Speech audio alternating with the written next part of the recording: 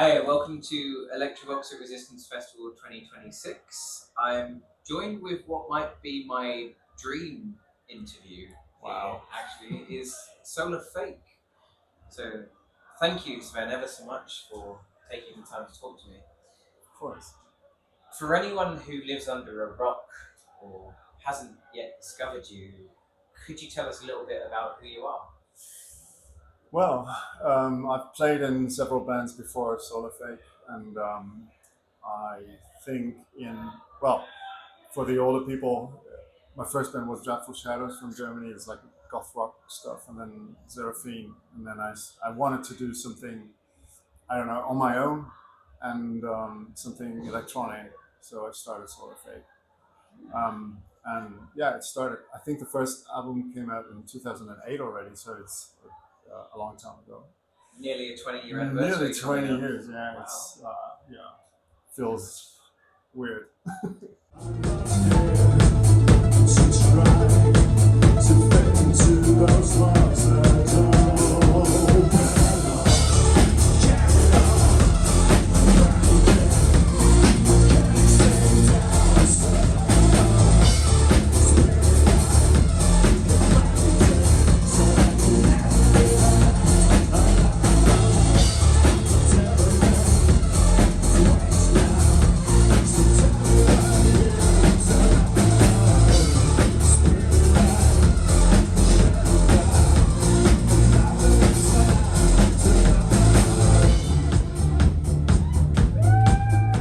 And how would you personally say that your music has changed from then to now?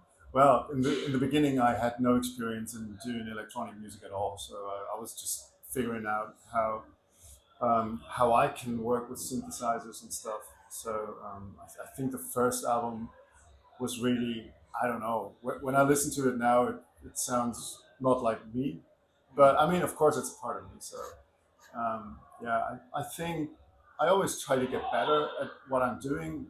I think this is what I do since I started making music, and yeah, I don't know. I just try to get better with each album. Yeah, I know artists put a lot of soul into every album with whatever's going on in their life. Yeah, yeah. Do you have one album of yours that you think is the one you're most proud of? It's always the last album because Yeah. this is what's representing my actual or my recent, I don't know, way of being, or I don't know how to say it. But this is the closest to myself always. So it's always the latest album that I've done. Okay. Yeah. And was there one moment in your career of Solar Fake that you thought, yes, this is right, this is what I want to do? Yes, there was several moments like that. Like the first of these moments was when I yeah, when I had all the tracks written for the first album, and then I played it to myself, and of course I was very I wasn't very confident about it, of course, because everybody told me it's a solo project, so don't expect too much, and solo projects are always like not working really well. So and yeah, and then I played it to myself, and I thought, well, but that's what I want to do. So what the fuck, I just give it a try. And then I got my first record deal, and everything went better than I expected. Yeah.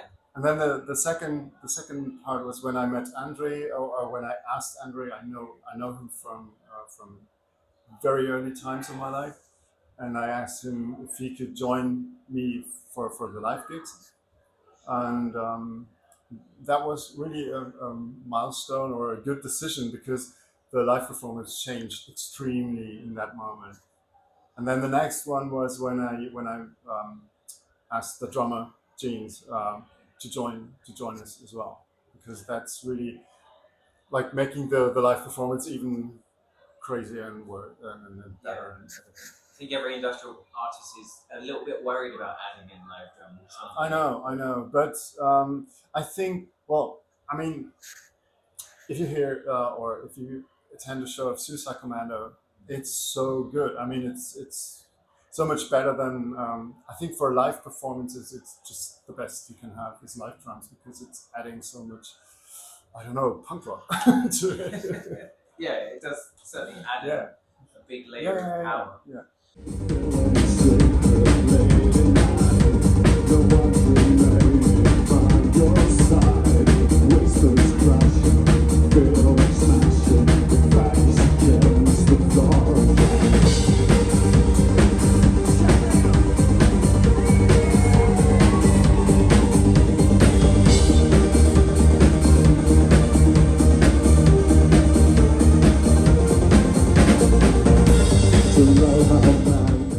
So how many times have you been to Resistance Festival? It's the first time. It's the first time. Yeah. I usually ask bands what are your thoughts on it, but you've only been here about a half hour, so Yeah, that's true. I can't really ask.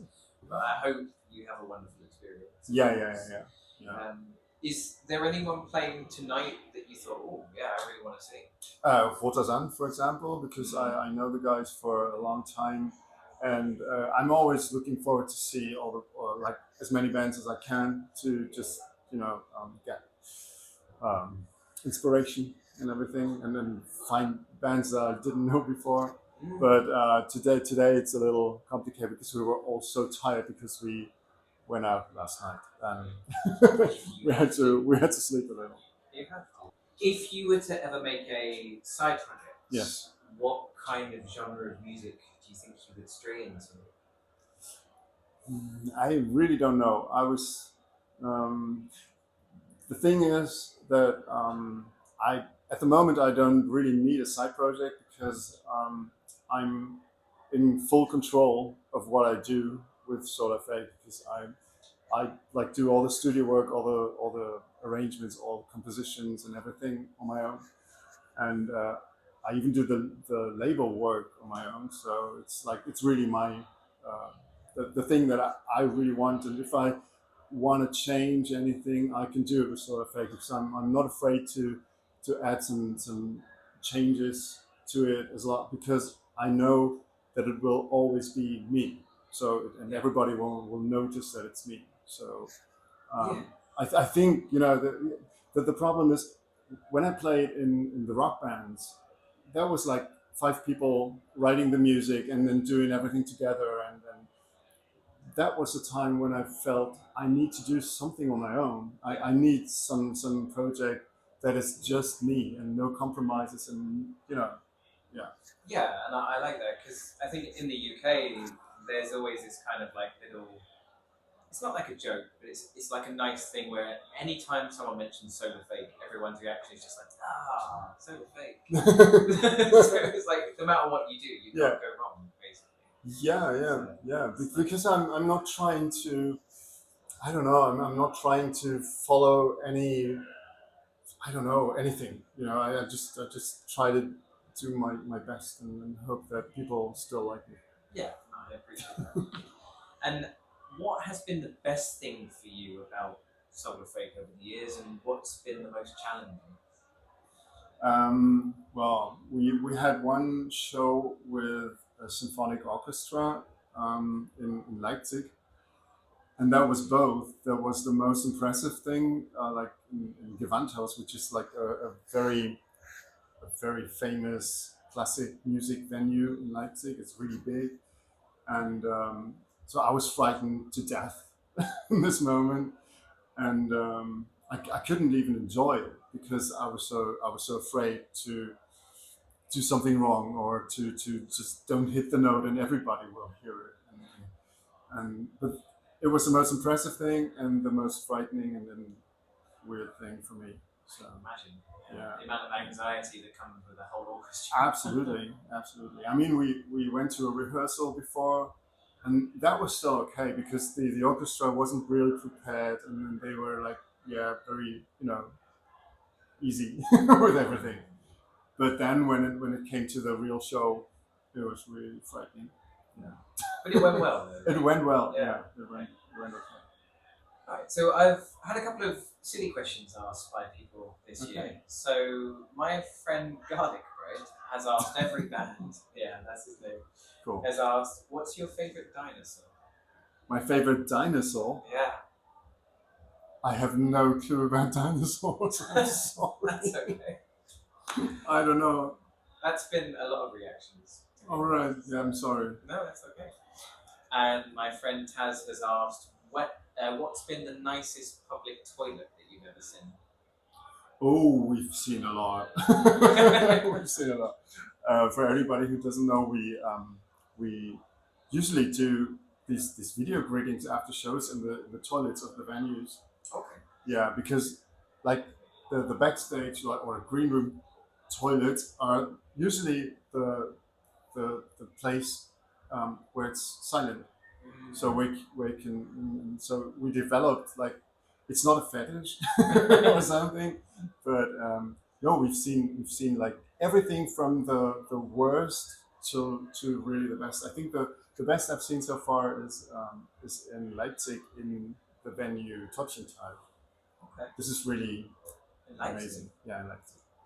Okay.